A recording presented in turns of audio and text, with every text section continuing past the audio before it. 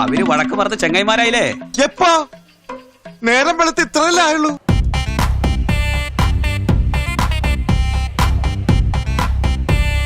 നമസ്കാരം.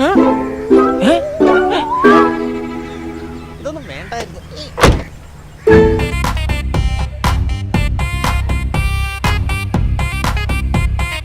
കാര്യം നമ്മൾ പലപ്പോഴായിട്ടൊന്ന് ഉരസിയിട്ടുണ്ടെങ്കിലും ഞാനത് മറന്നു. ആണുങ്ങളായതൊക്കെ പതിവാ. ഇവരുടെ ഈ സ്നേഹാഭിനയത്തിന് ഓസ്കാർ കൊടുക്കേണ്ടത്. ഒരു കൈ കൊണ്ട് തല്ലിയിട്ട് മറു കൈ കൊണ്ട് തലോടി കരുണ കാണിക്കുന്നു. ചേട്ടനെ എനിക്ക് മനസ്സിലാകുന്നേയില്ല. കരുണയോ? നീ ഇപ്പോ ലണ്ടനിൽ നിന്നും ഇങ്ങ് വന്നതല്ലേ ഉള്ളൂ.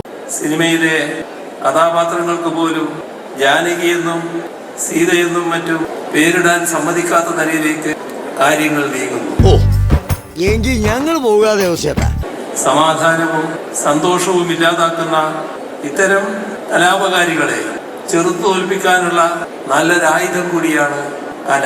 കാരണം ഞാൻ സ്നേഹിക്കുന്നത് കലയാണ്. ഏത് കലയെ? ആ കല ഞാൻ സരോജിൽ കാണുന്നു. ഓ, ആ കല. സിനിമയിൽ ഏറ്റവും അധികം മാപ്പിളപ്പാട്ടുകൾ രചിച്ചത് ഭാസ്കരൻ മാഷും ക്രിസ്തീയ ഭക്തിഗാനങ്ങൾ രചിച്ചത് വയലാറുമാണ്. എന്നെ കരിവാരിത്തേക്കാൻ പുതുതായി ഉണ്ടാക്കിയ സീനാണോ ഇത്? ഇതിപ്പോ ചേർത്താനും കടലിനും നടുക്കുവിട്ട പോലെ ആയല്ലോ. ഏറ്റവും മികച്ച ചില കലാകാരന്മാർക്ക് പോലും അവരുടെ ജാതിയും മതവും പ്രശ്നമായിരുന്നിട്ടുണ്ട്. തന്റേതല്ലാത്ത കാരണത്താൽ മറ്റൊരു മതത്തിൽ പിറന്നുപോയതിന്റെ പേരിൽ അപമാനിതനാകുന്നത് ഒരു ജനാധിപത്യ സമൂഹത്തിൽ അംഗീകരിക്കാൻ കഴിയില്ല. എവിടെ പോണം? കൂവി തുടങ്ങുമ്പോ ഇറങ്ങിയാ പോരെ? കലയെ മതത്തിന്റെ കള്ളിയിൽ ഒതുക്കാൻ ശ്രമിക്കുന്നവർ ഇക്കാലത്തുമുണ്ട്. ഞാൻ ആകെ ബേജാറായിരിക്കും. ഞാനും അതാർക്കും മനസ്സിലായില്ല. ചിലയിടങ്ങളിൽ ക്രിസ്മസിന്റെ അവധി എടുത്തു കളഞ്ഞ കാര്യവും നമ്മുടെ ശ്രദ്ധയിലുള്ളതാണ്. അങ്ങനെ പ്രകാശ, ഇതാണ് ചരിത്രത്തിന്റെ തിരിച്ചടി. ഭാഗ്യത്തിനൊന്നും പറ്റില്ല. എന്റെ ഡ്രസ് എങ്ങാനും കീറിയിരുന്നെങ്കിൽ. രാജ്യത്ത് കുട്ടികളുടെ ക്രിസ്മസ് കരോളിന് നേരെ പോലും ആക്രമണം നടത്തുന്നത് നാം കണ്ടു. ഇതെന്താണിത്? ഒരാൾ ഇങ്ങനെ ഒതുക്കരുത്. കണ്ണം കറഞ്ഞിട്ടേ പോകണം.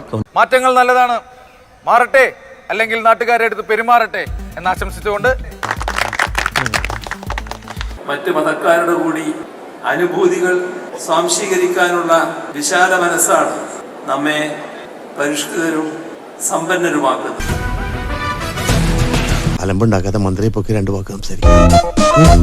മറ്റ് രാഷ്ട്രീയപരമായ പരാമർശങ്ങൾക്ക് ഇതിൻ്റെ ഒരു ഗരിമ, ഇതിൻ്റെ ഒരു അന്തസ്സ് നിലനിർത്തുന്നതിന് വേണ്ടി മറുപടി പറയാൻ വേണ്ടി ഞാൻ ഇവിടെ മുതിരുന്നില്ല.